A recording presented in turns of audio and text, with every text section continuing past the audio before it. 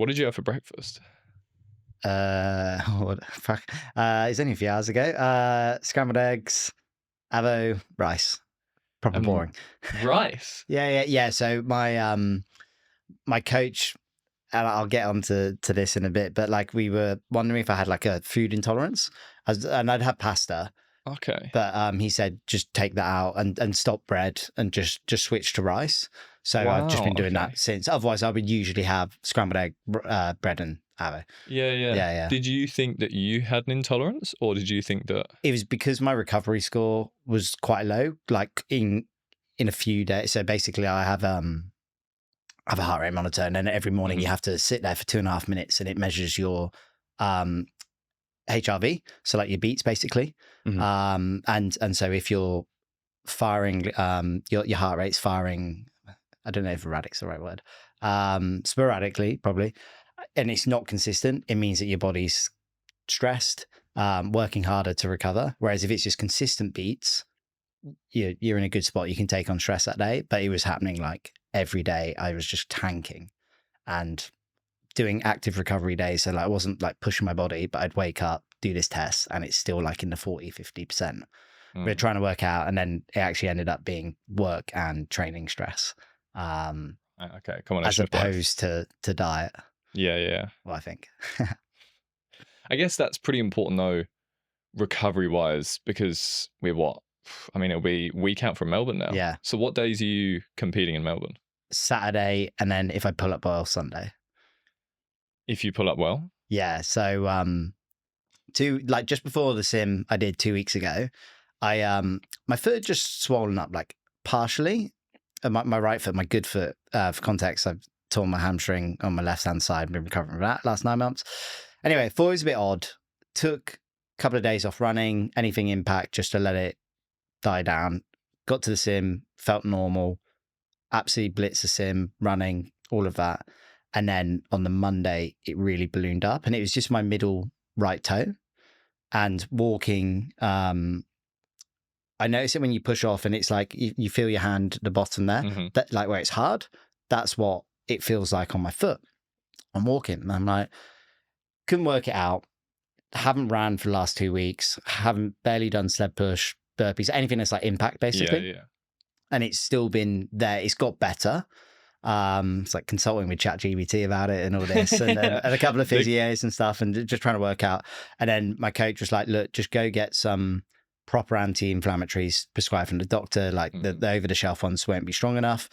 You'll be fine. But we all thought it was like a tendon irritation, or maybe I'd just stretch from, a run where you kind of put it. Anyway, went to doctor yesterday and just explained everything. Showed him my foot, and like he pressed it, and straight away he was like, "You've got gout." And I'm like, "How the fuck have I got gout?" Like gout? he was, it's like sound like I'm fucking Henry VIII. Like he's banging on about seafood, Italian food, alcohol. All three things I haven't had, God knows, in like 2 or 3 months. Yeah.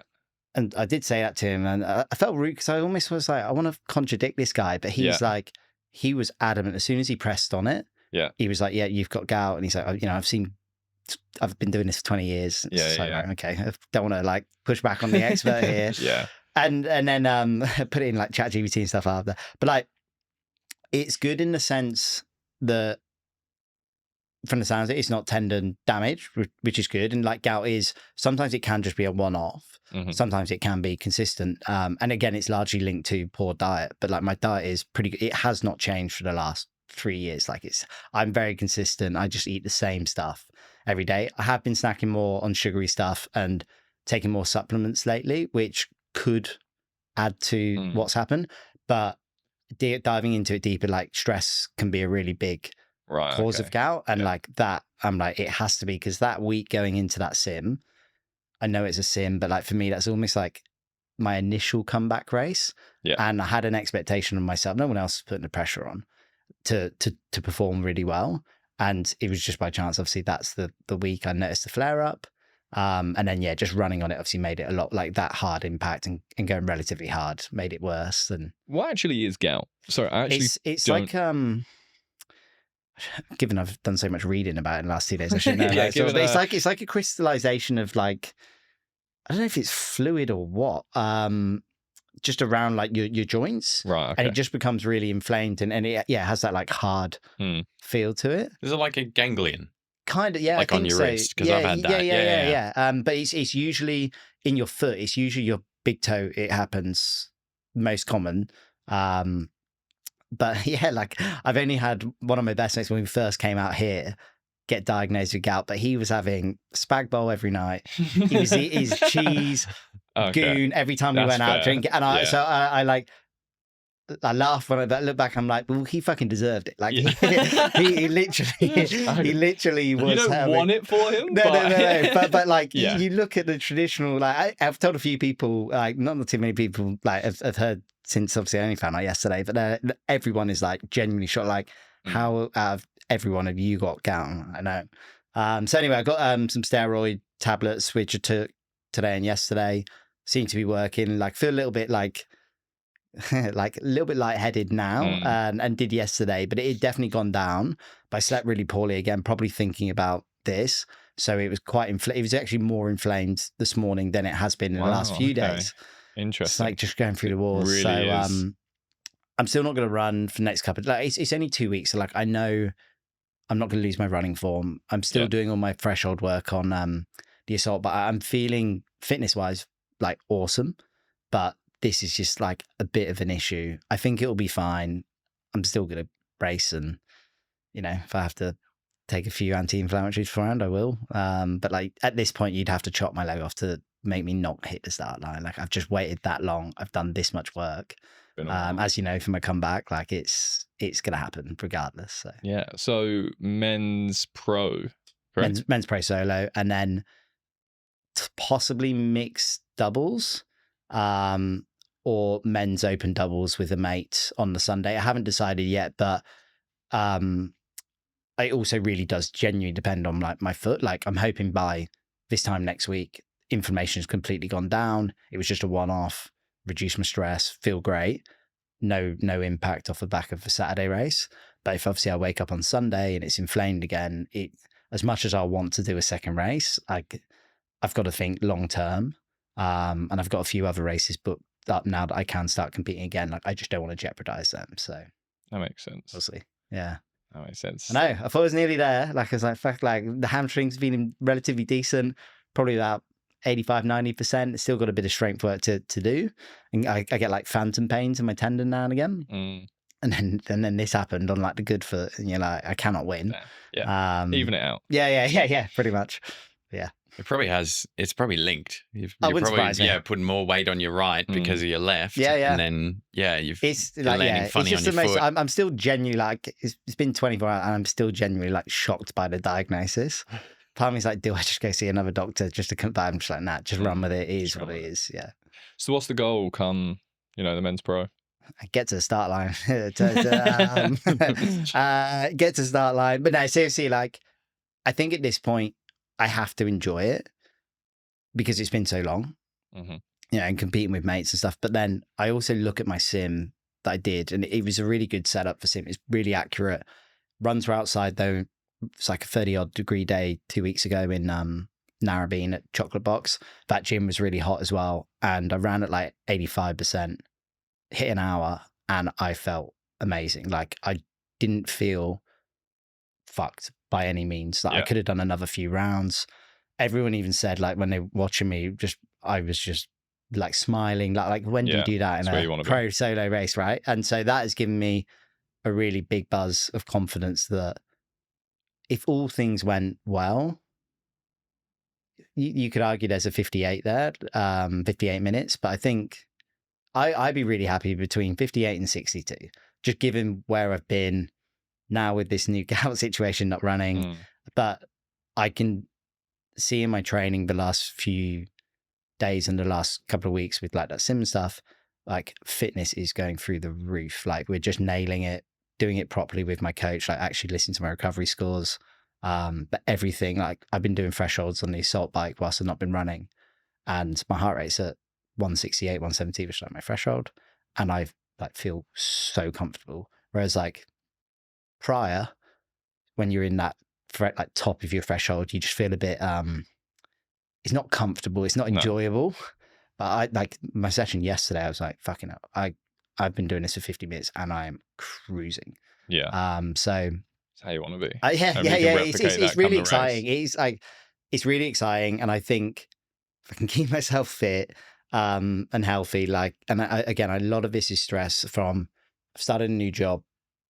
It's just been 3 months. Like, it's going really, really well, but I put so much pressure on myself to deliver. Like, the team aren't putting any pressure on me, and then putting pressure on myself for this comeback. Like, it's just really, it's so much stress that I'm probably like not realizing how much I'm actually putting on myself. And then I'm waking up shattered every morning, tanking my sleep as well. So like, if I can control this week ahead, I'll be in a good spot. And I think having, again, that sim where I was stressing all about that and that actually going so well, and now seeing my results, it's like, you don't really need to stress about next week. Like, you will do well.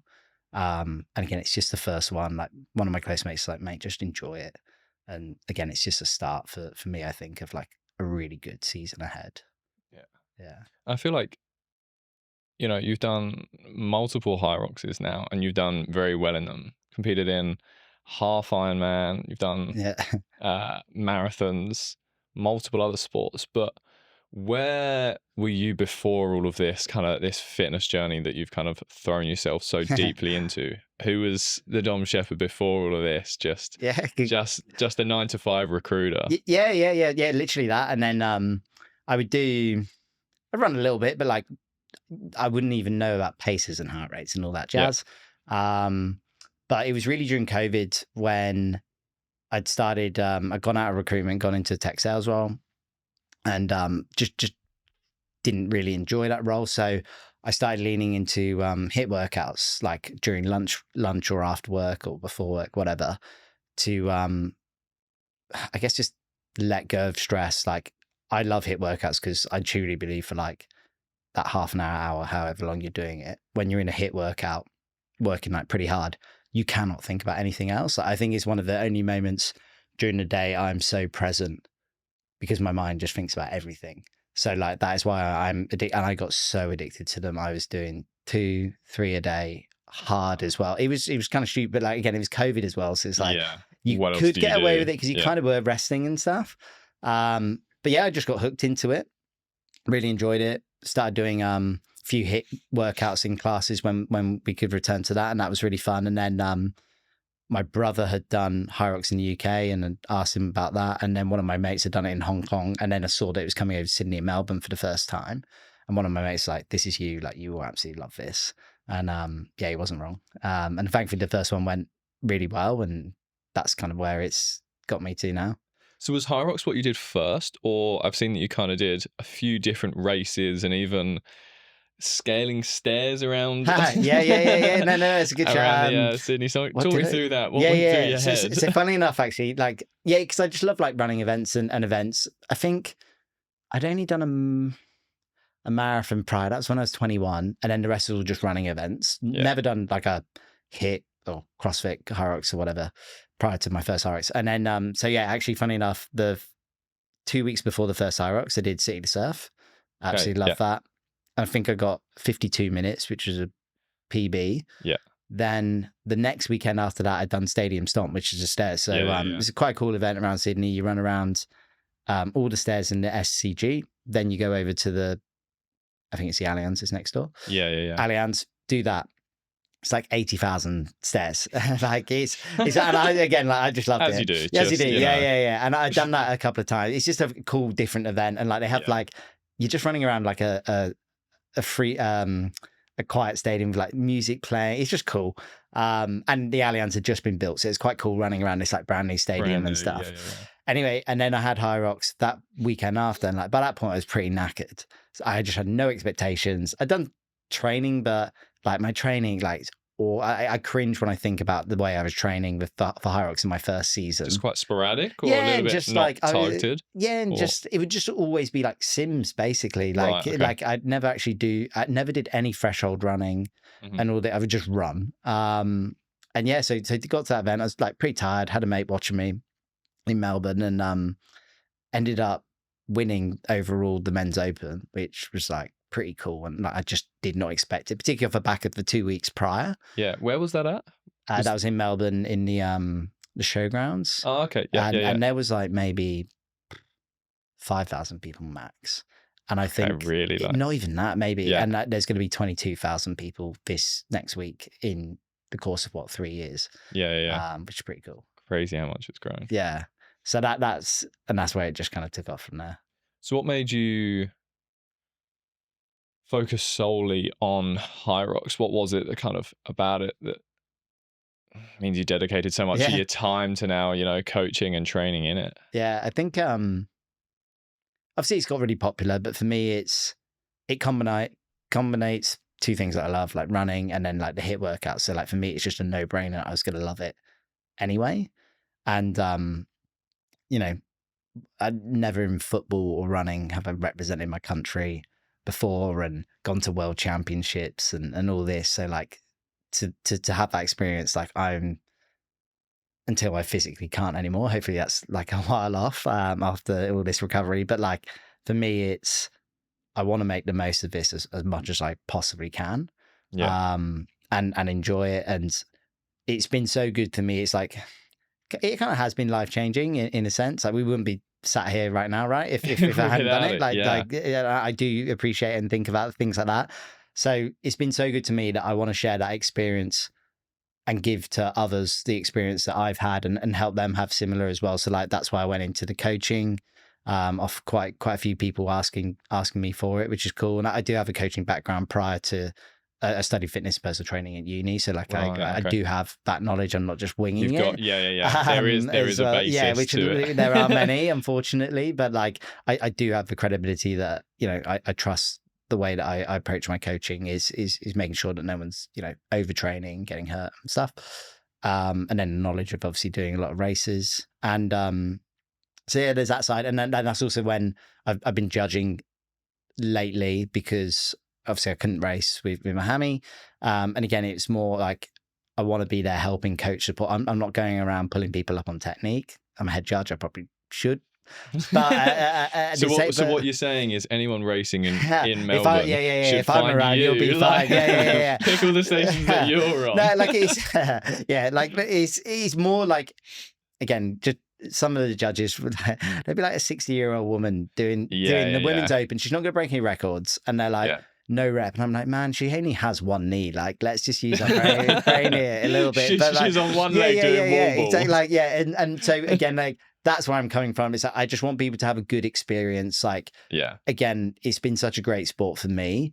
I just want everyone to kind of, have the same or follow a similar path to what I've had. Was that enjoyable, the judging? Or were you I absolutely loved it. Like the hardest one was in Chicago World Champs because I was going into that the fittest I've ever been, and then 4 weeks prior I'd torn my tendon and hamstring. So it was tough seeing all my mates, close mates, doing really well, knowing that I'd be up there with them. But it was also cool at the same time being there to encourage them on the world stage and seeing all these like athletes I know across the world competing, like, and I'm literally there like helping them and all that. So that was really cool being in the thick of it whilst I couldn't compete. But the Sydney one was like, I did a few stations and then eventually ended up at Wall Balls during the Women Open. And I had so many women like crying, not because of me, like crying that they couldn't do it. Like one girl got to 20 and she was really struggling. And she's like, nah, let's start walking off. And I was just like, you are not leaving. Like you've just done, 7 stations, 8 runs. Like I will stay here for the next 10 minutes until you get this done. And she did. And she was buzzing after. And it was just like, I just absolutely loved it. And there was like maybe 10 other women, similar sort of scenarios that I just stayed with them the whole time and just helped them coach get through. Like a lot of it at that point, you are exhausted, but it is mental. And I had loads of them reach out, like just randomers reach out to me after on like Instagram, just thanking me. And like, it was such a cool experience. So like, I recommend if you can, if you are racing or if you can't race, like consider judging because it is just such a good experience. HYROX look after you. Get like, sometimes I got a free pair of shoes for doing it in the World Champs. Like you get your next race covered if you're a head judge. Oh, wow. and you get some like merch vouchers as well, so you can get some like gear. So it's worth the time. Like, it is long hours sometimes, like usually between 6 and 8 hours. But I just think if you've had a good experience, like, you know how painful, particularly like walls and those stations can be. So having someone next to you encouraging you, it makes such a difference. Particularly if you don't have like friends or support there, and you're literally just on your own in the hurt zone. Like, just having someone to encourage you, it makes a difference. So yes, having done so many races, you know firsthand what it's like having a good judge versus someone who's just like pulling you up on everything. Exactly. So I'll be doing it again Thursday in Melbourne. On the first day I arrived, like, I just wanted to again just get there. It gives me a chance to see the course and whatever as well. So yeah, excited. Awesome. But it's nice to see when you talk about the credibility as well of being a coach, is that you're also chucking up some pretty decent times. I mean, Shanghai, 57 minutes. That was fun. Yeah, like I think that's the other thing that's like with the coaching. Yeah, like with the coaching, there are obviously quality coaches that aren't, say, fit. If that makes like a good context, is like, I think Usain Bolt's running coach is like, he's not a runner, like, but he's obviously an incredible coach given what he's done. But then there are people that do just get pretty average times, don't necessarily have a coaching degree, and they're firing. Like, it's usually fitness influencers. It does my fucking head in. But like, telling people that they can coach and all this, and unfortunately people buy into it. But like, yeah, for me, like, I stand by my results. Again, I think I was just really scratching the surface of what I was achieving. My doubles with Ed, like, we've done pretty amazing. And again, most of our races, either him or I have been injured or recovering from an injury. Same my mixed doubles race with Nadine as well. Like, I was coming back off another injury then as well. So like, I think my results are good, but I know, and I back myself, that there's minutes off each. And like, I think me and Ed, or a good mixed partner, like, I'll be in the top of Oz. Top 10, I'd like to think, pretty soon if things go my way. Top 10's impressive. Yeah, it could be. Like, I've looked at the times because they've started actually. Rox Fit, I think it is, have put together like the top APAC, because basically in Brisbane there's regional 15 race, solo and doubles. Right. Okay. And that's based off the solos is based off your 2 pro solo times within the last year. And I think there's a cutoff maybe 15 days before, and then for doubles it's just 1 time. And obviously me, I haven't raced, so I haven't qualified yet. But if Melbourne goes well, I do have a second race I've already pre-booked. We're keeping quiet at the moment to hopefully then qualify myself in. Like, I think I need to have an average of like an hour 1 to be in that 15. Right, so okay. it's really achievable. And then for the doubles, it's like 56 minutes or something like that. And like, me and Ed we're one of the only Oz teams to have ran a 53 or quicker. Wow. And I, like, that's kind of, because it's been over a year now since we did that, like, I think it's kind of been forgotten. But we're coming back in Auckland. I'm pretty confident we'll qualify. It's exciting. And I think at the doubles race more so, like, me and Ed will be, if we come in fit, I think we'll be in the top 3. And that could lead to World Champs Elite 15. So exciting. Yeah, it's pretty cool. That is very, very cool. Yeah. And like, again, like, I know everyone says, oh, I'm going to get sub 60. Like, I will not say these things unless I know I can do it. The 117 half I ran Sydney just before I did my tendon, I was like adamant I will do 117. And a few people like, that's on that course, like, it's not going to happen. No. Same with the 57:03 Shanghai. Like, I know what I'm capable of, and I can be quite humble at times, but I was like, I will deliver on this. And that's why I genuinely think, if next week goes to plan, I can sort this gout out, but like a 58 and 59 is very much on the cards. Or if it's not this race, it will be in the next 3 months for me. So good. 117 for a half marathon. Particularly on Sydney, like, if you know the Sydney course, I think if anyone doesn't know, like, the elevation is fucking nuts. It's like 200 meters, if not more. So 200 I think meters for a half, which is I think a on Gold, lot. if I did that on the Goldie course, that would have been a 1:15. And so I also have that as a goal this year ahead. The issue I've had at the moment is since I've been getting back into running, I can do all my runs. I'm now running back at 3:30 pace pretty comfortably, but I can only sustain that for like blocks of 5 minutes max, then have a break or do a station, which is quite good with HYROX being set up like that. But I cannot still run that pace for even just 10K at the moment without being really uncomfortable. I haven't actually tried it in the last, but I just know in the last, basing off the last month and a half, just how I've been feeling on the treadmill and stuff. I'm like, no, I still can't. So I think I'll know when I'm fully healed, when I can do a half marathon at that 1:17 again.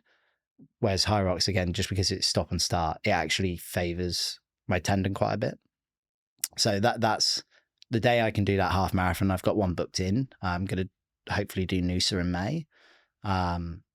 That'll be where I'm going to gun for the 1:15, providing I can run for that length of time at that speed with my tendon. And you've preferenced Noosa over the Gold Coast? Gold is similar week to World Champs, and whilst I haven't qualified for it, again, like I back myself that I'm going to Stockholm. I've already pre-booked my hotel, because it drives me to then do it. It's a manifestation of it, right? Like if you pre-book everything, you're like, when you're on those baubles and you're struggling, you've got skin in the game, you've got money banked on you going. Exactly. So. Like, and again, like, I know what I'm capable of. So I don't know what race, like, it could be Melbourne. Hopefully it is Melbourne. I qualify straight away, which would be awesome for the comeback. But I know there's a few races I can still play with, to do it. But I will be in Stockholm. Like, I guarantee it. It's just a case of at some point when that happens, and then it's making sure I don't fall off a line bike again 4 weeks out. We've teetered around that subject, and I'm keen to get into it a little bit more. We've obviously spoken about you winning, multiple races and doing so well, but it hasn't always been smooth sailing. You've mentioned tearing your hamstring. That's horrific. Like, how did you do it on a line bike as well? That's like everyone's like, how drunk are you? I was fucking staying sober going to the gym. I think that's worse. It is. I would lie. It was basically I was going to the gym in the city before work, bit of a wet day, and then I just made a split decision to go in a slightly different direction than I usually would.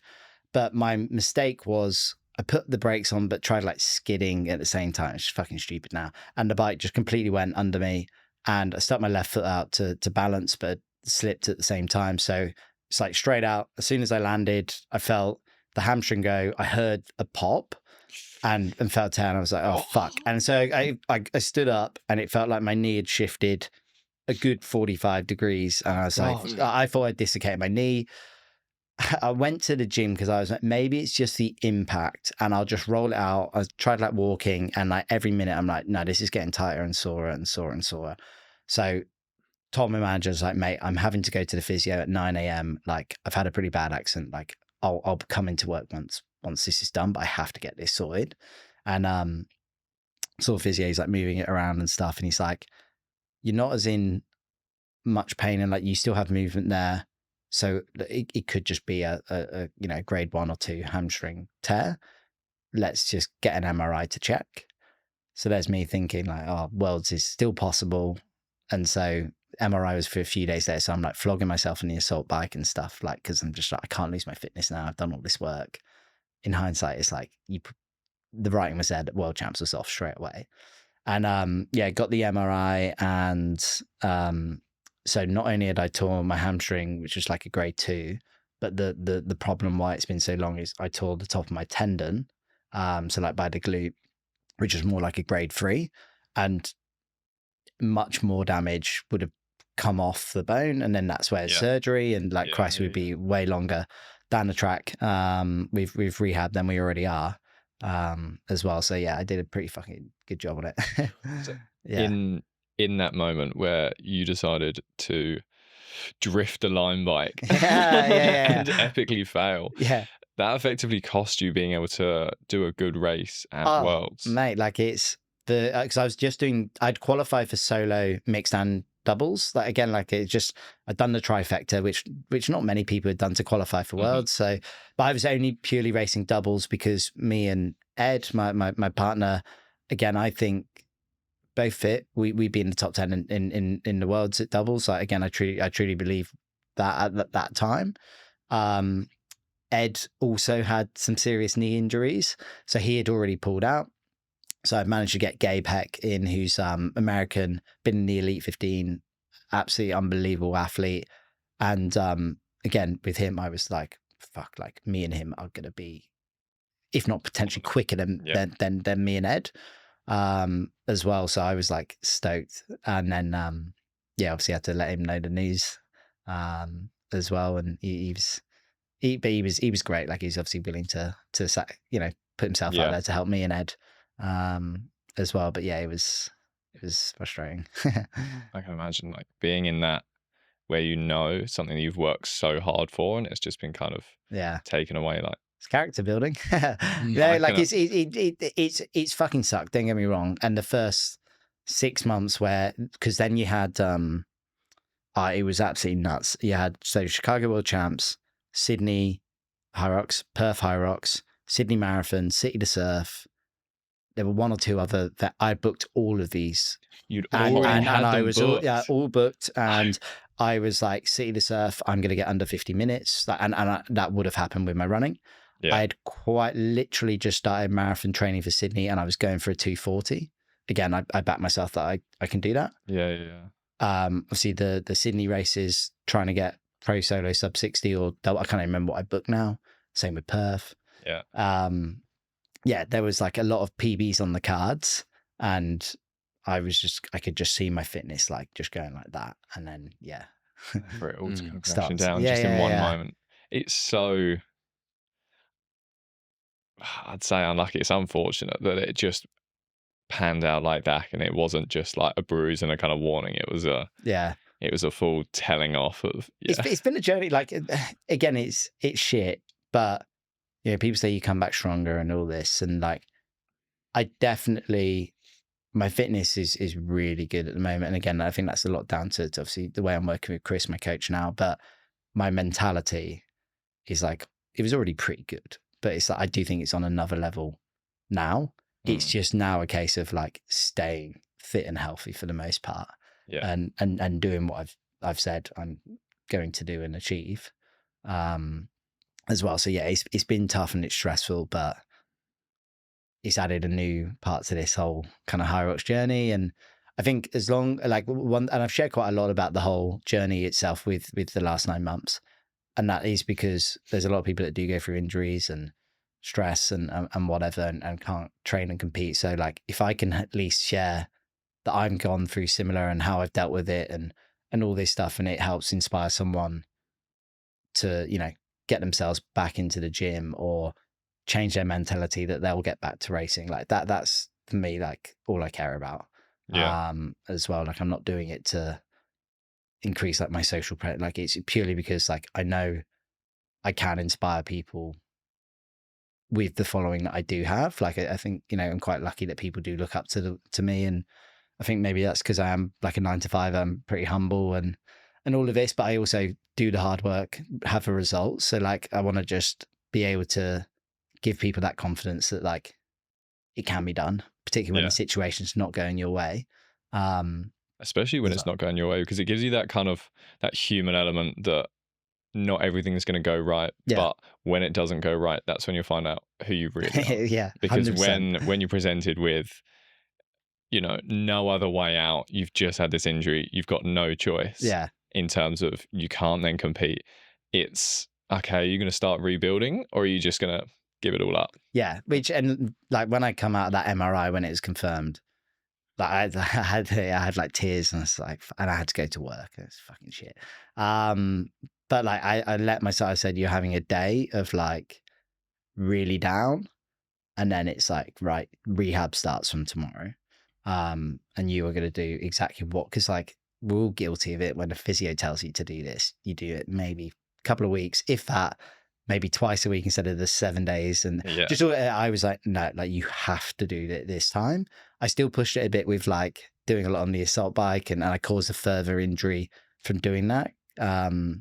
Where I was just constantly just trying to keep my fitness up. I should have, in hindsight, rested and just done purely rehab, but it is what it is. And I think that's probably added a month or two extra. So it's my own fault. But it's more just, the way that you deal with it.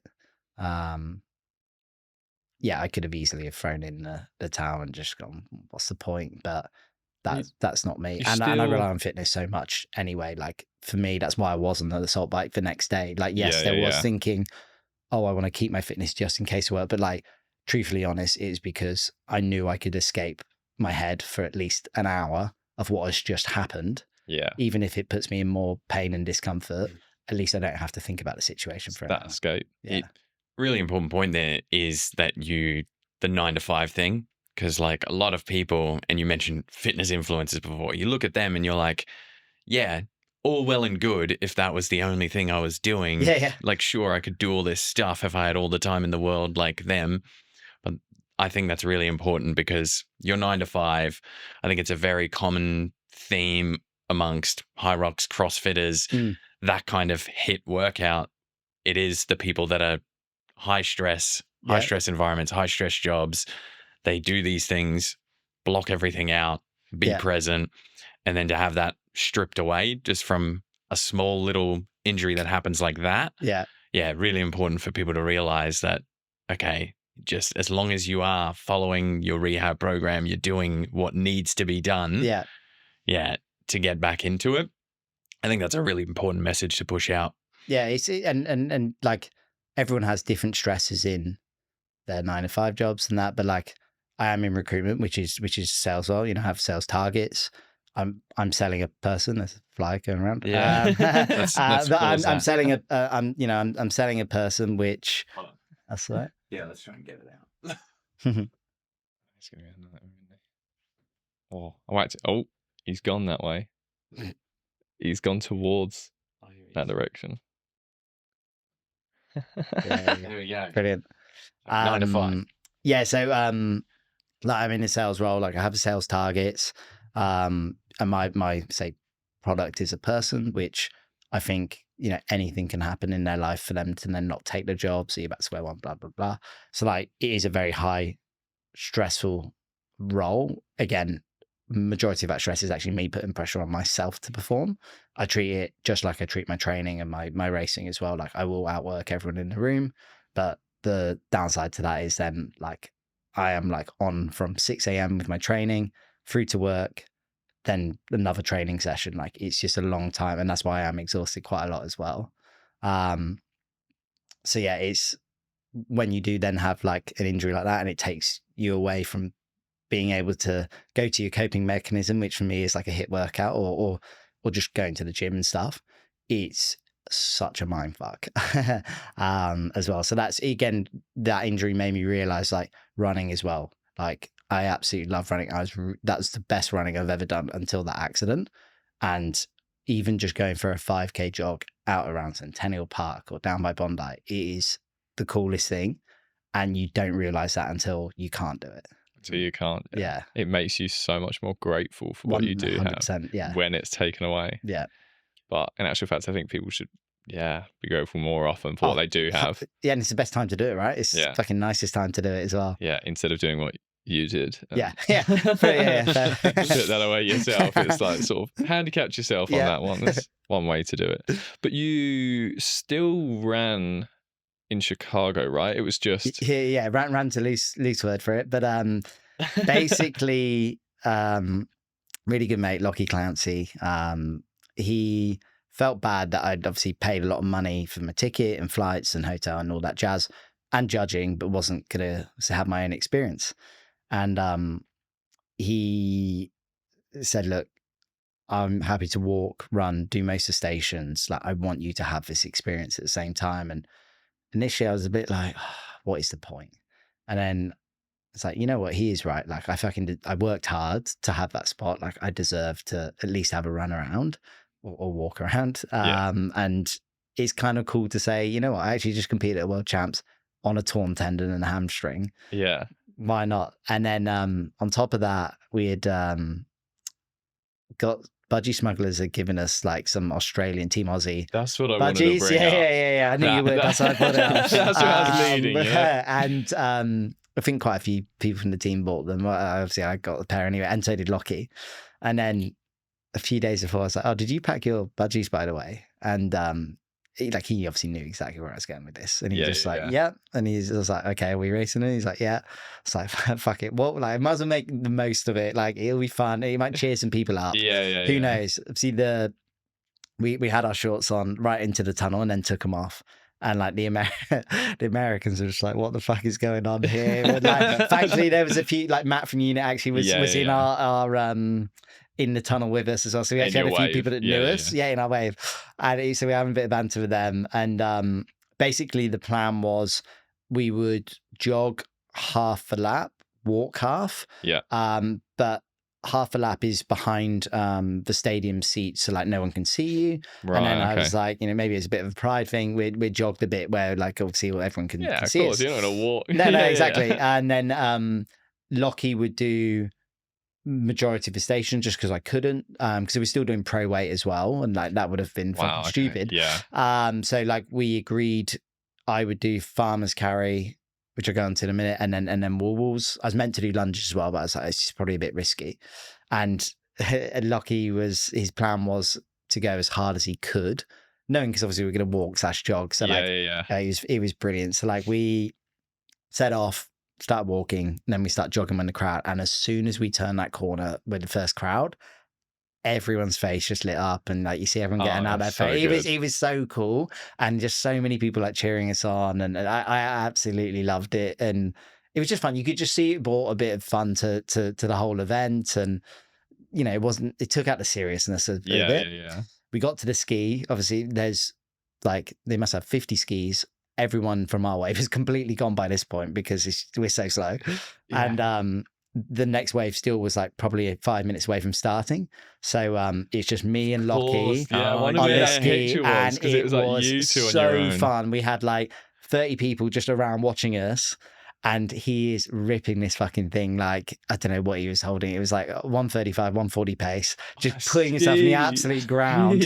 He just for a bit of ice. In budgies. And I'm like hyping up the crowd, like getting it. He was fucking brilliant. And then similar scenarios like on each station then after and that. And then Farmers was, that was tough because usually you do that in like, I don't know, a minute and a half, whatever. Yeah, of course. Even quicker if you're doing doubles because you swap it.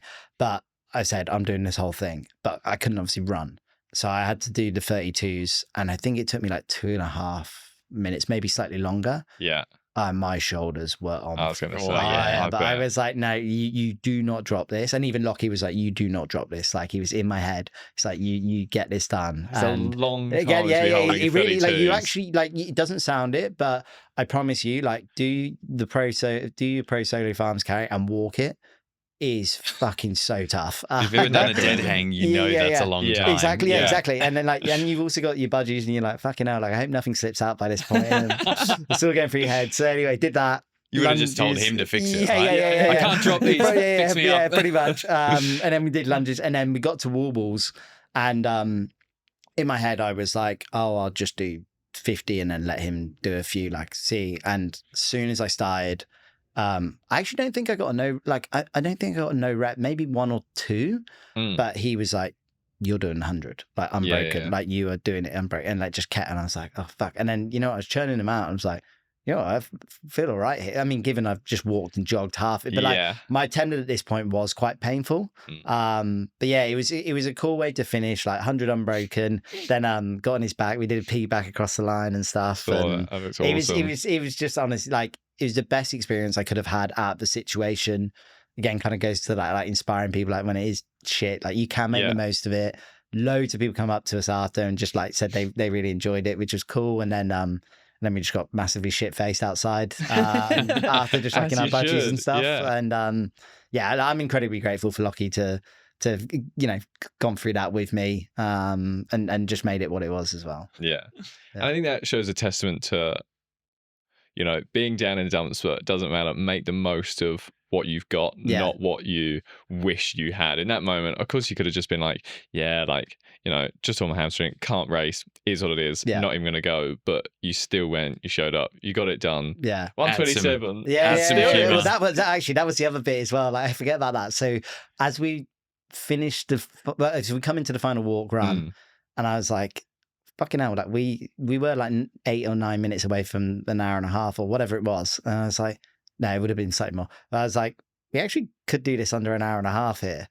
But it was like, I can't run, and it's not worth running for the sake of doing this. So we're just kind of like walking really fast to get to the wall balls. And then like sort of time, I was like, okay, well, I better churn these out. And so it was pretty cool getting it under. We didn't come dead last, which I think was like my only goal was like, I don't want to come dead last at the whole World Championships. So that's pretty funny. But like, one thing I actually just thought about as you were saying that is like, I think it's actually key to note. I only met Lockie within the last year and a half through HYROX. We both met on the plane flying to Melbourne, actually this time last year. So like, that's when I first met him. Well, I think it was Melbourne, maybe it's Brisbane, but he's been in the last year and a half, and we built such a bond. And it's not just him, there's obviously heaps of others through this sport that like I now like call, like best mates and stuff. Off the back of it. So like it's cool that I was able to do that with someone that I've built so much trust and a good relationship with in such a short period of time because of this sport. Yeah.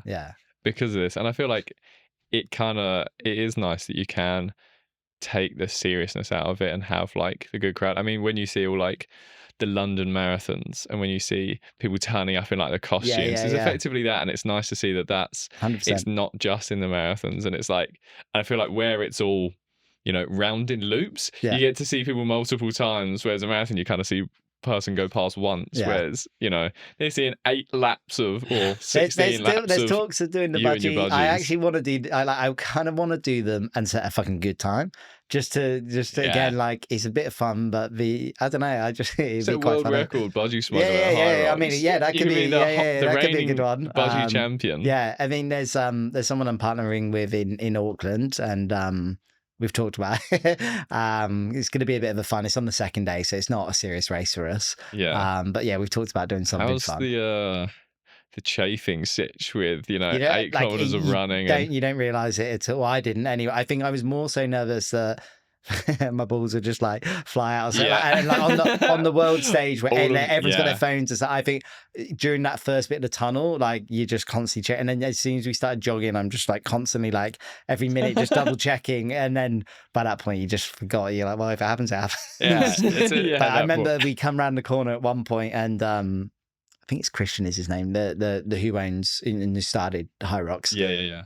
Sees us, and he's the only one deadpan, like no emotion or anything like that. We're just like, like maybe he thinks we're taking the piss out of his event, because obviously he doesn't know the context of why we're wearing it and while we're walking and stuff. As well, I was like, we might have just like pissed off the main guy here. Surely and, like not. won't get invited back to the next one.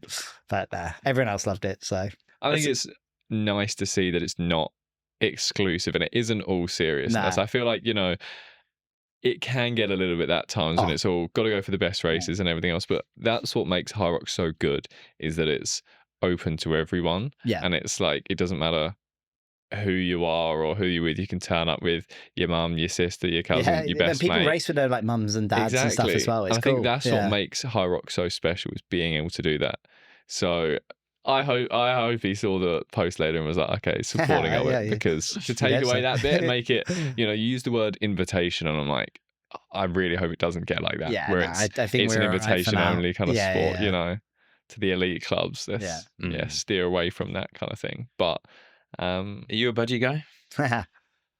I am not really a budgie guy. I think there's just to be that naked and have everything it's exposed. A weird feeling. It's a lot. It is a lot. Like I've never worn them. I wear them on the odd occasion in the sauna, and even then I hate it, but it's just so much easier than swim shorts. But it's so much nicer to swim in. Oh, hands interesting. Down. Okay. It's so much nicer than wet shorts. I haven't tried that yet. Yeah. Because like it's easy. I love how you wore them. It's easy when you're like going for a swim by yourself. But if you're with a group of mates and none of them have got budgies on, then it's like, yeah, maybe I'll leave my shorts Yeah, on, yeah, but yeah, yeah. yeah. It's ridiculously popular out here. Yeah. Like, Yeah. I reckon if you did that back home, people are like, "Who the fuck's Yeah, this what are you weirdo?" doing? Yeah, yeah, I think that's what makes, that's the only thing being English as well. My tan lines won't be great. And it's just like, I don't want my I think, yeah, my Lockie- white Lockie little was- pale tush I on thankfully show. tanned relatively well and quick. So like I caught a bit of sun in Chicago before. Nice. Lockie had come straight from here where it's winter here. Yeah, And he's yeah, yeah. pale as. So the picture's just fucking hilarious. It's just like night and day between the two of us. Well, I may have, I'm German background, so it makes sense. I'll always do the budgies. yeah. fair. Love I that. may have to give them a go based on high recommendations. Yeah, Maybe I'll for your first try race. them out. For your first race, exactly. So then after Chicago, then, because that was only a few weeks since the injury, I guess that's when the big phase of recovery kicks in, right? Yeah. That was when you were kind of planning how long the recovery phase was going to be, what the next race was going to be, and what was that like? How That was was a tough. recovery? Yeah, because one physio was like, mate, you'll be. He works with some of the top rugby players in Oz, and he was like, yeah, you'll be like city to surf, no issues. So that would have been maybe 6 weeks between Chicago and then. Right, okay. So Or it's something only, like that. Maybe it was just like 6 to 8 weeks. So now I'm like, right, so it's only 2.5 months yeah, since the injury And that he's you'd like, be. yeah, you'll be back. And again, like, I did the rehab as well as I could have, but I also still did a lot of hard sessions on like the assault bike and stuff, which almost was like counter productive in a way. Like I think it helped me keep my fitness and mean that since I've been training properly again since September, my fitness has been able to like balloon up really quickly. But it definitely would have impacted the speed and recovery. So we got to City to Surf and I'm like, I can barely run a K, let alone a few 100 meters still. And like this guy's like was adamant. So that really sucked. Like that really hurt. And then then it was like Perth. Knew that wasn't going to happen.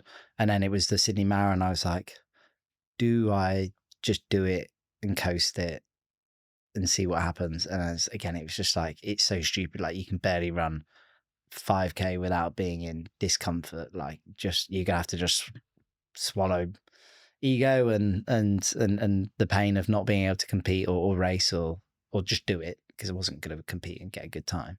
That whole period I absolutely hated. Again, you're seeing all your mates perform, do well.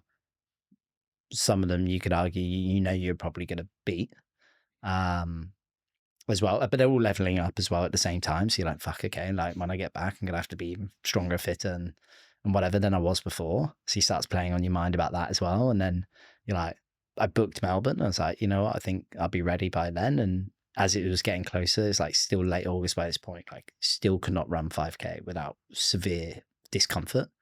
And it's only really been mid-October, I reckon, started doing my threshold runs again. And even then, like pretty uncomfortable. I could do like 4 minutes max. Then I'd have to have break or station. Again, I've still not ran a 5K at 4 minute pace yet. I don't think off the top of my head in just that one block because it's just been so so uncomfortable. So Is that uncomfort in like the hamstring and like the it's glute? like a little bit the hamstring getting tired.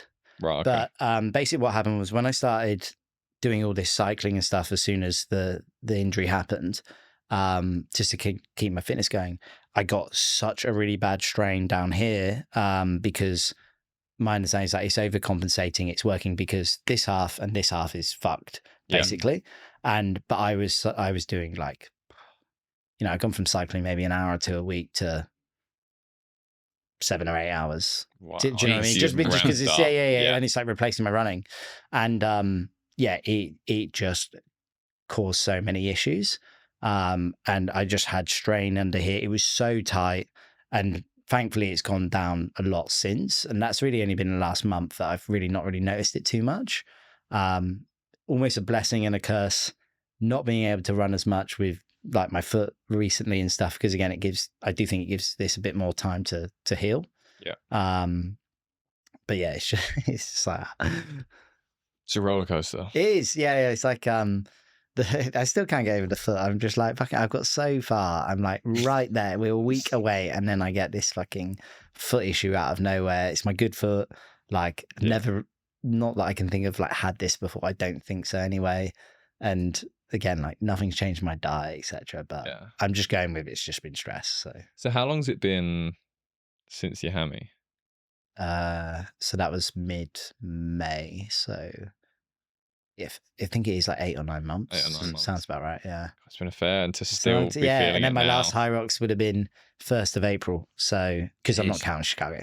Yeah. As much as I like to, but it's like first proper HYROX race, we say. Yeah. It's 1st of April. So yeah, like 9 months since you've really competed. Not dead last in the world, but we won't count it. We won't count it. We'll put an asterisk by it. Yeah. But yeah, it's been a long time.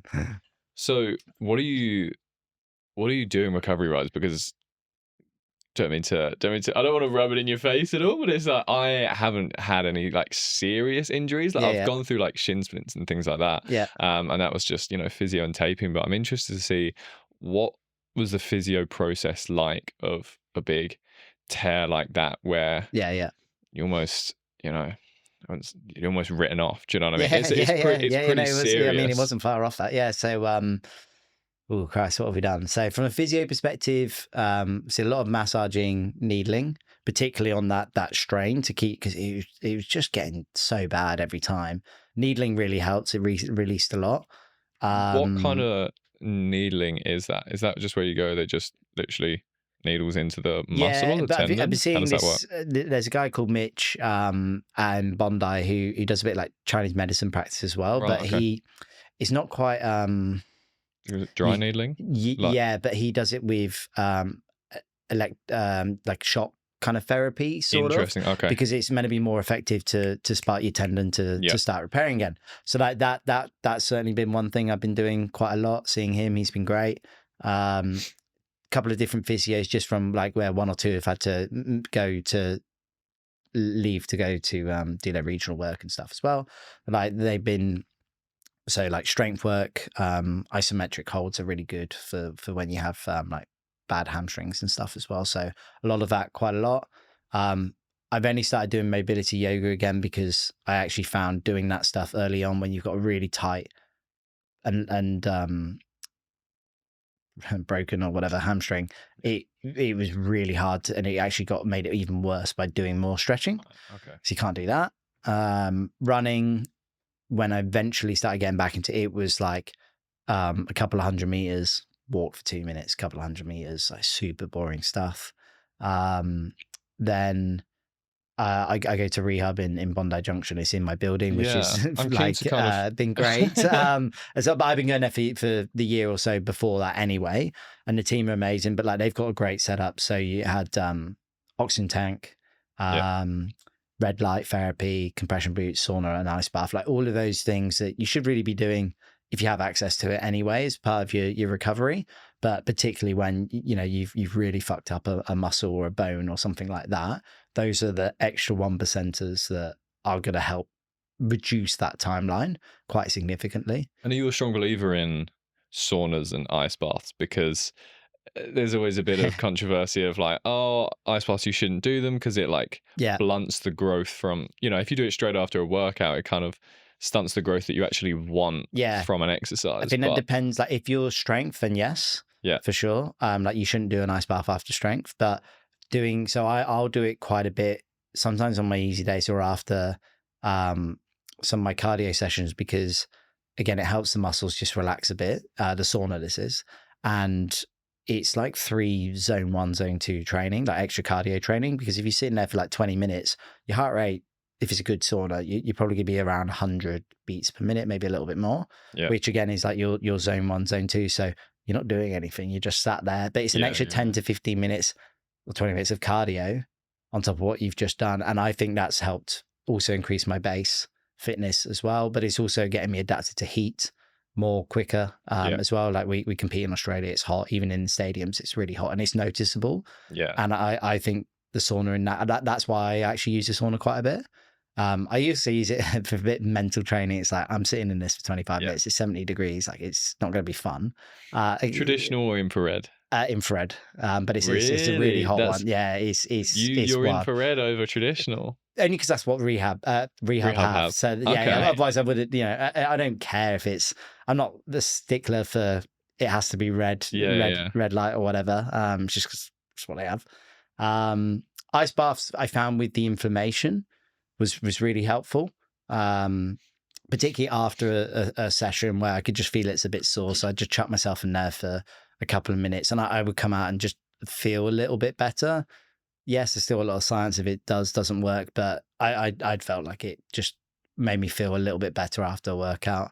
And then with like my foot at the moment, from where it's been swelling, like ice is obviously helpful to bring that inflammation down. So I've just been like so like weird, just stood there with my 1 foot in for like 5 to 10 minutes, and people just looking at you like, oh, "Fuck you." What weirder? Yeah, basically. It's like constantly testing to see whether it's yeah. any or not. Like again, it's the 1%ers that I will happily just make the time to do at the moment because we're so close now.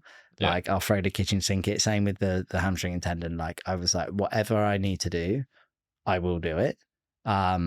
It's obviously cost a fucking fortune. Like this whole accident, like thousands of dollars on physios, MRIs, paying for like rehab and needling and like people. I don't think you realize how much it adds up. Yeah, anti-inflammatory, seeing the doctors, creams. I have to use. I use muscle creams, magnesium creams all the time, and using it pretty much every day, just to help. Again, the 1%ers. So yeah, it's an expensive cost. I wasn't looking, but again, it's something that I do enjoy.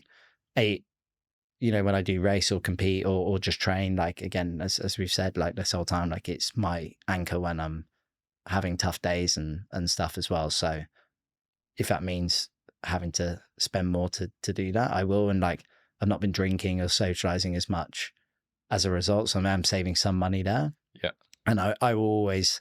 I'm a big believer, like paying for health or travel is something you should do. Like I don't have huge materialistic things, and like if it'd be like trainers because I'm going to use them for running, like that sort of stuff. It's not a fancy watch or car or anything like that. Invest in yourself. Yeah 100%. Yeah. Are you a fan of contrast therapy? So alternating between like sauna and ice bath. Are you a kind of one or the other? Or do you go into the session like I'm going to do 15-minute sauna, ice bath, then back into the sauna? Like again, there's good there's good studies for that as well. More so just because of time, I'll do 20-25 minutes sauna and then just jump in the ice bath for a few minutes and then I'll go. If I have more time, I'll do both. But I used to be really good with the ice bath when rehab first opened. I could do it for like 5 degrees for 5-10 minutes comfortably. Wow. I cannot for the life of me do like more than like 60 seconds to like 90 seconds now. Like I don't know, it's definitely a mental thing. But I think I went away because if you stop doing it for a while, your body finds it really hard to readjust again when you start doing it again. So I went to like Europe. It was when I went to the France World Championships, actually, the year before Chicago. I got back, and just ever since then, I've just haven't been able to. Again, I think it's a mental thing. But yeah, I use the ice bath at the moment more so just to cool myself down after a pretty hot sauna. Yeah, but I mean, all of that has now got you to where you are now, where you're putting up I hope so. some decent, numbers. You seem pretty quick. Like I've seen your track times and everything else. And how does it feel good being back? I was that sim 2 weeks ago. Like it was just awesome. Like I just had people there watching me, people that kind of come up to me, said, "Oh, I follow you on Instagram and stuff," and like. It was cool to go like, fuck, I am like actually back for the most part. Like, I was flying through the stations, again, laughing with my mates, like, and just chatting to them like the whole time. Like no one does that in a fucking pro solo race for the most part if they're going for it. And I just remember running because when you ran past people going that way and you'd be going that way. Of course, yeah. And a lot of the experienced people, I'd look at their face, I could see they were hurting. And I was like, I don't feel like I look like I'm coasting. And that for me just gave me a huge buzz after when I saw my time. I was like, man, I was going like 85%. And it was a really big confidence boost. So it's got me excited for next week. Obviously, I'm now just dealing with this foot situation, but I think if the foot situation hadn't happened, I'd be on like cloud 9 right Yeah, now, and yeah. just like I am about to rip this thing up. I think I still will, depending how the next few days go. But like I'm pretty confident. Again, I've just got to. It's the first one back. What happens? What happens? I know there's plenty more races this season for me as well. But yeah, it's nice to actually feel like I'm pretty much there. So you got to go in, right? Smiling. That was yeah. Arnold's I was trick, actually. It wasn't was actually. I think it was Jake. Did and yesterday when we caught up with him, because they did a Q&A after the gym session they were with him, and he said exactly that. Like he said, when he goes into the tunnel and he's smiling, and that's when he does like his best, and that's exactly how I felt in the sim. I was chatting to people like right up until the minute before we had to start, like done a warm up, but like not a thorough one, and it's just like fuck it, like let's just enjoy it. Like it's a bit of a hit out. Then we went off really fast in our wave, like it was super competitive. And then I think we ran out of like a 3:20, 3:25, which is fucking mad. It's And insane. then we Yeah. go into the ski, and this lad next to me is just doing like the most insane time. And I was like, fuck, either he's incredibly fit and I know Yeah. him, or he's going to like die. yeah. And he did. but I could have gone down that path because I was like, Yeah. I want to look at his time on his ski. Should Yeah. I be going? And then I was like, no, you said you're going to stick at this pace. And it's just swallowing that ego and just Yeah. concentrating on yourself as well. So yeah, like that. Then set the tone. I brought my heart rate back down, and then it just went back into like started seeing my mates as you run, because you had to run through the gym to go back out to do your runs, and like I would spot them and start just kind of laughing, and or like they'd just be shouting shit at me, and like yeah, you could just tell I was just flow state, enjoying it, keeping my head, wasn't doing anything stupid, and you know it showed that I was So one of the good. ones at the end to just plow through basically.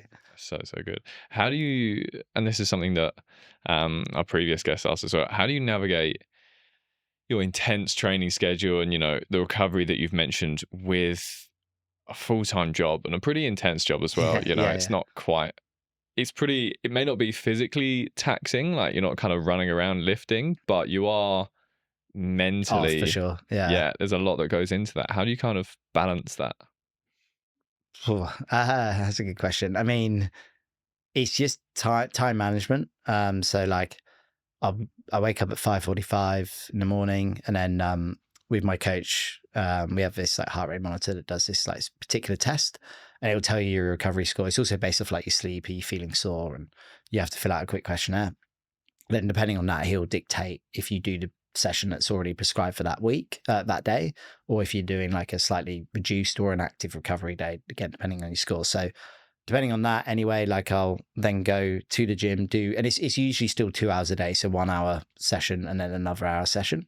So the structure pretty much stays the same from like 7:45, 7 a.m., do that hour or so. Then head to work, usually just before 9. And then because I know that I can't really do too much in the evenings, like whereas most people in sales would, you know, potentially stay longer, because I know I have to train and do my recovery as well. Like for me, it's like right between 9 and 6, there is limited time to fuck around. And I am social in the office, but I quite like to sit in the corner at the moment, I've realized, because then I can just plug in and just try not to get distracted, because I know I need to execute as much as I can in those hours that I'm in the office or working from home. But I actually like going in the office as well. But yeah, it's just being productive with your time. Like lunch breaks, I may train and do the second session then, but usually it's like, nah, that's when I can call people again, just go grab your lunch, come back, crack on. And then at 5:36, you can leave knowing you've done everything that you actually need to do.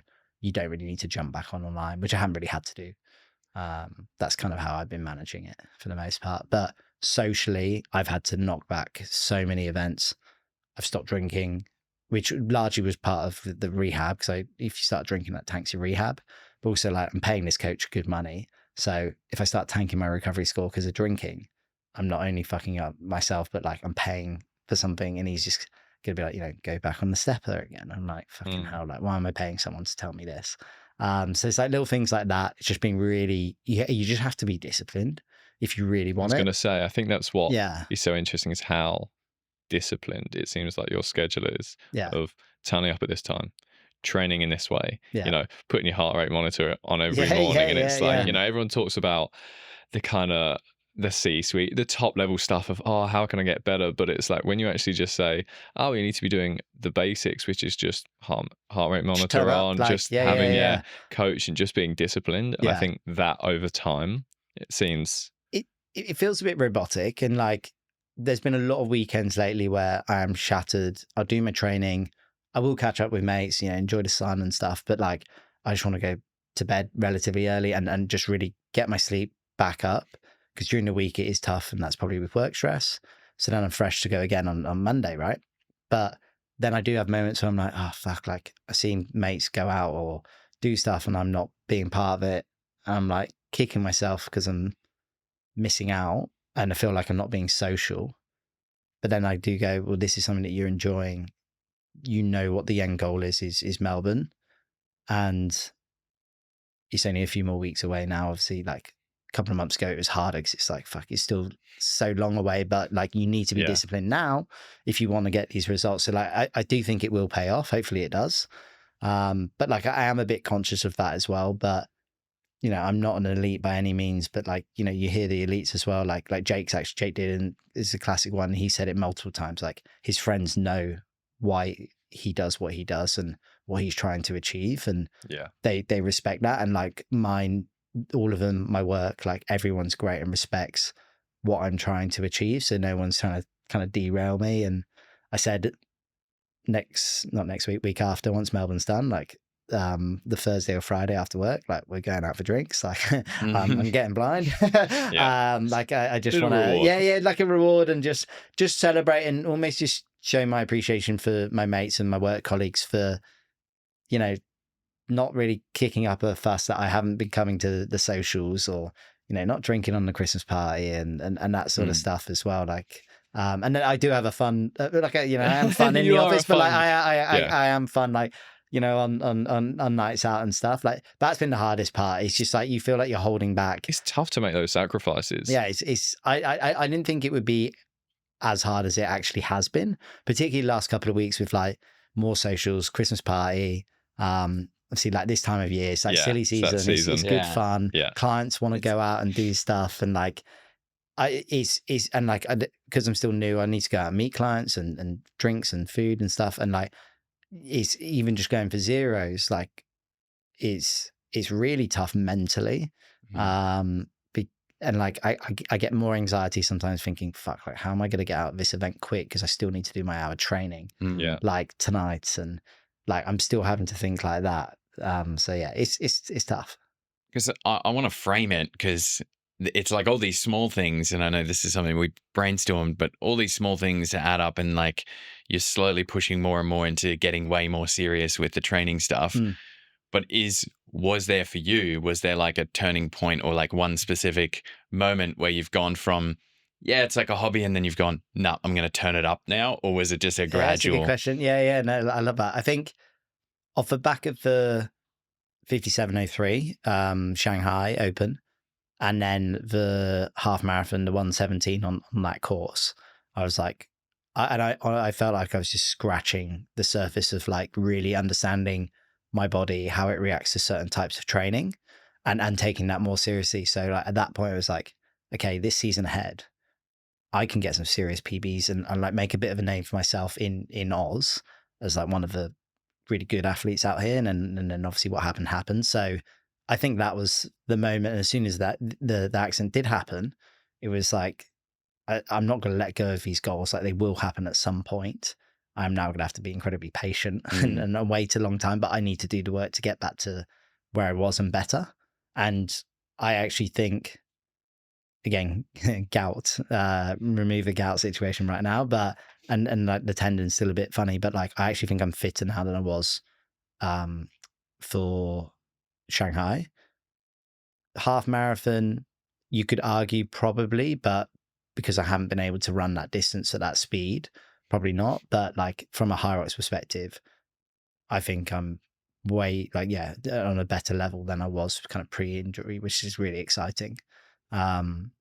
as well. So yeah, it's just. And what do you think's important? Like, did you communicate to friend groups or like even work? Yeah, Did you say like, yeah, like hey, work with the previous employer. They knew that Yeah. anyway, and they've been. I was with them during the start when I won and like going to the world champs. So like they were great, and then the new lot. I said that like outside of work, I do this. Like as long as you're fine, and they were like, yeah, we're fine. Like we've got people with mums and like everyone's got everything. Like we're Mhm. flexible, and they're awesome as well. So they get it. I think they are a bit conscious of how I do manage my stress as well. And again, they're like, you're putting all this pressure on yourself. Like we're not. So like we want to Yeah. help you. So that's something that I'm working on with them as well, which they've been great. But with friends, yeah, like they've got it and like understood. Like I've got for Auckland, one of my close mates is his stag do, and because again I'm not really drinking at the moment, and I've missed so many races. I said, look, me and Ed, the doubles partner I was meant to run with, like he's slowly getting back as well.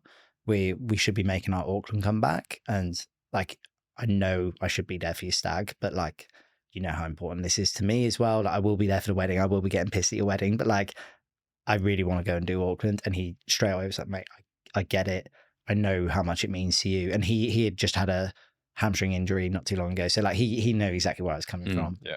as well. So it's like little things like that. Everyone recognizes it. Like everyone's getting behind me. Like I think there's a lot of people that want me to. So many people like, we can't wait to see you on the right side of the track and all this sort of stuff. So yeah, everyone's behind me. Everyone gets it. Again, like I like to think I'm helping others, inspire them to do their own fitness journey, and if they work and train as well, like it can be done. You got the right people around you by the sounds of Yeah, it. yeah, That's yeah, good. yeah. You seem and, like like, you have a great. Yeah, it's group. good, and like I do think there are times where I just get so in my own head and world. Like I probably don't show it enough that thanks back, and like I've been coaching not as much this time around because I've been trying to focus on myself, but like I'm still trying to coach people, and like, I am conscious that I'm probably not giving them as much attention as I did with the previous cohort, just because of where I'm at with trying to deal with myself and stuff and new job and all that. Set up the run club. That's been going for over a year now, but I couldn't run. So like going there was like really mentally draining, particularly during winter where we wouldn't have too many people attend. And I'm like, well, I can't run. I'm stood in the rain. And I had to get a lot of the mates from that to kind of lead over the last couple of months, and they've been amazing as well. But I also know I haven't been present really in that group chat and driving it as much as I used to, because like I find it's when I can't do it, It's hard. it's really hard. Yeah. And like and also we're putting our time out, and one of my mates was like, mate, even if you got 4 people to come, like you're still getting 4 people to come and run. But like I really thrive when it's like a big group. That's why I like the HYROX Sunday class we're doing at Birds, because like, it's a big group, and I like seeing, oh shit, I've got 20 people at Sunday at 12 p.m. on a lunch in a really nice day where they should be at the beach wanting to come train with me and Ed. Like that's cool. And I just found with the run club, and again, it's largely because I can't run, whereas like HYROX, I can still do most of training. Yeah, that was tough as well. So, but they've understood it. I sent them actually a message just thanking them for everything they've done over the last 6 months as well. And I think it'll pick up early in the new year again, because I can actually run and stuff. But yeah, it's just little things like that, like having good people around you when. What is the run club? Just like, Yeah, I just want to know what days. It was initially started probably a little bit before this time last year. With I had like maybe 15, 20 people I was coaching for Melbourne last year. Majority of them live around the east, and then I said, look, I'm going to do my threshold run in round Centennial. If anyone wants to join me, we can stick together for the most part. And then like 15 people rocked up, like a couple of people I'm coaching, and then some of their mates. So I wasn't expecting that. I was like, well, do we just make this a thing like each week? And then like everyone just kept coming. And then one of the girls came up with the name Sub 60 Run Club because it fits in well with HYROX. That's everyone's trying to achieve, right? It's like the holy grail, Sub 60. And then created a WhatsApp. There's like, I don't know, it's about like 100 people in there. And at one point before winter this year, we had like 30, 40 people rocking up. That's so good. It was cool. Yeah. I fucking loved it. And like, obviously get quite competitive. But like we're talking like people that are running 3-minute 30Ks to people that are running 6-minute K. Like it's it's yes, the name screams that it's fast, and you know there are a lot of fast people there, but like everyday people, and that's the bit that I love the most. Was like the whole point of this run club is anyone can come.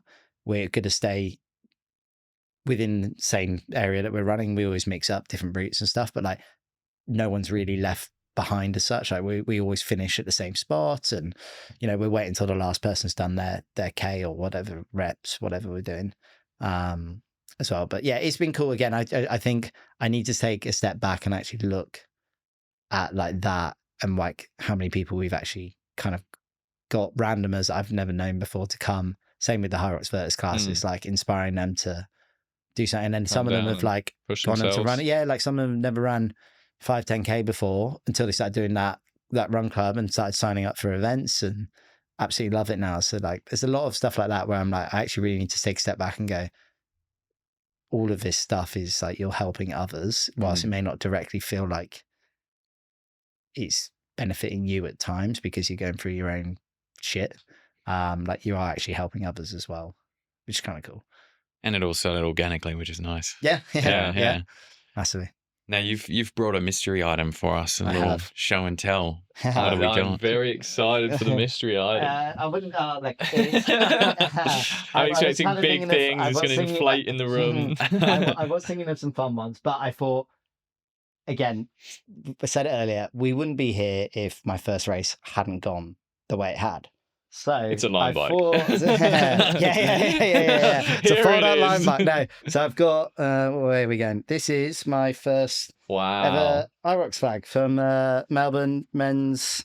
There we go. That is incredible. Open. Yeah, let's get a picture of that. And I just think, it's like, again, I wouldn't, the run club, the classes, traveling across different parts of the world to compete, this podcast, other podcasts, sponsors. That's the other thing actually I should call out is like, I've had so many amazing sponsors come through with like supplements and clothes and all this cool shit. That's so and yeah. Again, that would never have happened had this not gone the way it had. That's awesome. As well. And like they've also been massive on, you know, a lot of these people are actually been giving me like, you know, supplements and gear and all that in the last 6 to 9 months. So like knowing I'm not going to be competing for a while.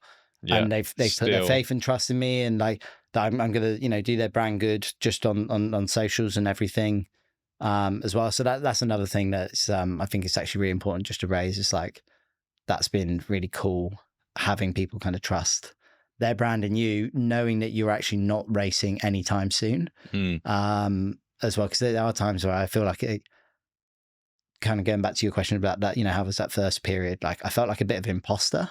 Because, you know, I've got these times and, you know, the way I was going and like, you don't share the odd post to stay relevant and stuff, but I'm like, fuck, I feel like a fraud because I'm so far off doing that. And like, you know, I'm telling people how to race. I can't even fucking walk. It's tough. Yeah. That was tough. That's when you become a coach, right? Yeah, true. To be fair. For sure. So yeah, it's just another thing to be grateful for. Brands and yourselves obviously inviting me here as well. And again, it wouldn't have happened if I didn't get that flag. So that is awesome. Yeah. What's next? What is next? Obviously, we have Melbourne in a week and a half. Yeah. So that's pretty exciting. But what's the grand scheme of things? So ideal, I guess, next goal. So Brisbane, there is the regional champs. So that's anyone with an APAC residency or citizenship can compete. And the top 15 solo and top 15 doubles. So the doubles have to both have APAC residency. So that's like me and Ed. Both got Australian passports now. Can compete. And so obviously where I haven't raced, I haven't qualified yet, but I look at the times and I'm like, okay, so if Melbourne solo goes well, I then need to do one more race to get my average solo time. It's based off 2 races. So I've got that one I mentioned already planned. I've already booked it. If I can keep quiet about it, kind of partly depends on how Melbourne goes. Yeah. And then me and Ed providing he pulls up well with his rehab, will compete in Auckland. You only need one time for the doubles race. Right. So ideal scenario and goal would be I qualify myself for both the solo and the doubles Elite 15 APAC regional, which is certainly possible. Don't know where I'll kind of end up within that 15 like on the day, but I'd like to think we do well, particularly in the doubles. But yeah, that's the goal. Stockholm, obviously, qualify for that. That 1:15 half marathon will happen at some point. Like I said, I've booked Noosa. If it needs to get pushed back, it will. But like in the next year, I'm very confident provided I can hold myself fit, I will do that. City to Surf, I said I'll break 50 minutes, which I know I can do. I've missed the last 2 because of injury. Yeah. So there's like, it's all fitness related. And then, I mean, work as well. Like I'm really loving this new job, and there's a lot of good things on the horizon there to like be a future leader, which I've only been there 3 months, and like we actually had my 3-month review yesterday, and we're discussing that kind of as a plan. So that's really cool to know as well. Like I'm kind of in a spot where that can be considered in, the relatively not too distant future as well. So I am very focused on work and training and racing at the moment. Like, again, I'm happy to sacrifice the social side. Like dating is just non-existent at the moment, but it's something I enjoy. It's something I've missed for so long. And I'm about to turn 35, but I still feel really pretty young at the moment. And again, not having any dependence and stuff. I want to make the most of it whilst I can, right? Like before, Mrs. does potentially come around or whatever. Yeah. I might as well just enjoy myself as much as I can. Is there an end goal with the fitness side? Like, are you? Oh, that's a really good question. Because you said you're not elite, but is there an end goal? One of my mates did say, I got asked to be a judge for the Elite 15 in Melbourne, which was like fucking cool. And but it meant that I wouldn't be able to do my race. And I was like, oh, that's really annoying. He's like, mate, like your goal shouldn't be to judge it. It should be to get in it. I was like, it's a pretty valid point, to be fair. So, look, could it happen? I don't think I'm at that level, but I'd like to be considered in the top 10 comfortably in APAC. For sure. And like, again, like Melbourne could just set that like that straight away. So that, I think that's my kind of current goal. What happens then if it's set like that? Yeah. If you're top 10, like, do you set your goalposts? Yeah, it would definitely be to push it further. And again, hopefully that also is because hamstrings, gone and back to normal. No fucking bike accidents and all this shit. Just stay off the line runs. Yeah. Especially when it's raining. The worst bit is I still use them, but it's just so convenient. Man, I actually really don't know. Like, I think I can't get carried away and plan that stuff yet. I think because I have to execute now on being back in this state and being able to race and stuff again. And most importantly, I need to enjoy it. Because who knows, like, again, injuries can happen, things at work can happen, life can happen as well. So there could be a moment 3 months time where it stops again. So health is first. Yeah, exactly. Yeah. So like I need to be confident. Yeah, I need to think about that as well. So yeah, I'm kind of just staying short-sighted on the goals at the moment. To someone doing their, Melbourne HYROX is a week out now. To someone doing their first race, what would you say to them? Someone's come up to you being like, "You've inspired me. I've signed up. I'm a little bit nervous."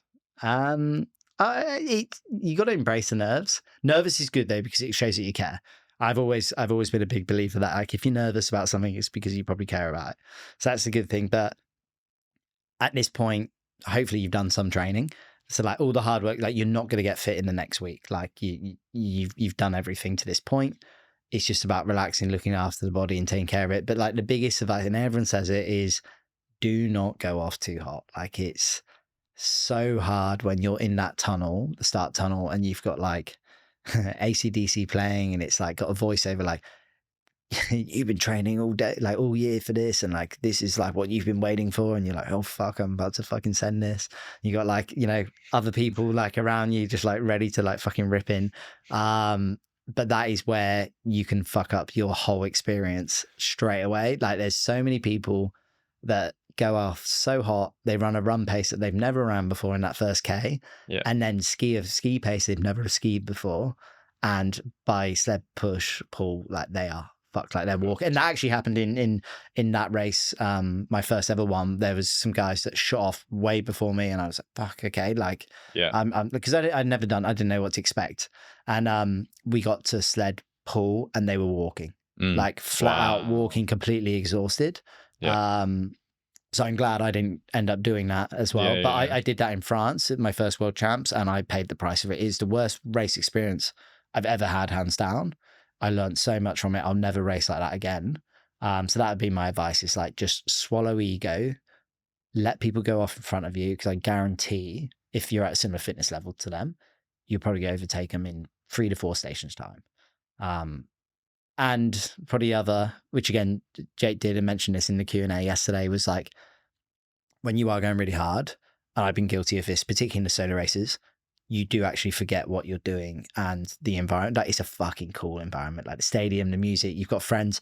It's different to a running race where like all your friends and family can come and literally follow you around, which is great. In a run race, they might see it K1, they might see it K10, that's it.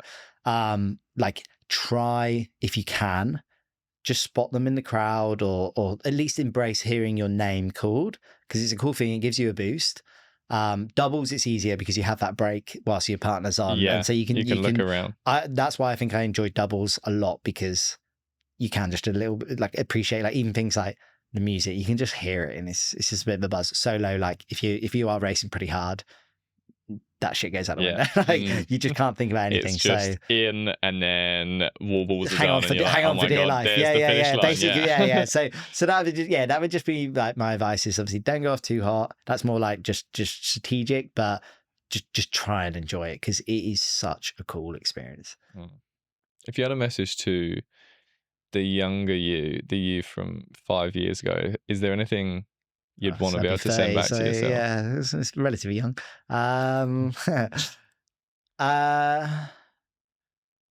Oh, damn, that's a good one. I think probably, again, like it's 30, so I wouldn't call it too young. Like you're quite experienced by that point, but probably just really do recognize at that point who are your close mates, which I do think you do at that age anyway. What's important to you, like what drives you. Like I used to go out all the time, uni and in my 20s, like most people do anyway. There's still a lot of people in my 30s that like religiously go out Fridays and Saturdays, and like fair play, like do it if that's what you enjoy. But like I actually started to go, you know what, like around 32 probably, like I actually don't really enjoy, it's the same shit. Like I feel horrific the next day. You spend money on junk food, same people, same conversations. And it's just like little things like that. It's like really try and hone in on like what you're enjoying. For me, that is training and work. As much as it stresses me out, like I really enjoy both. And just leaning into that, and mentality hasn't changed anyway, but hard work pays off. Like you do the hard work, you do it at work, you show up, you outwork the room, you know, again, try and look after your health whilst you're doing that and training, you will see results. And I personally think the 30s has been my favorite time of life so far.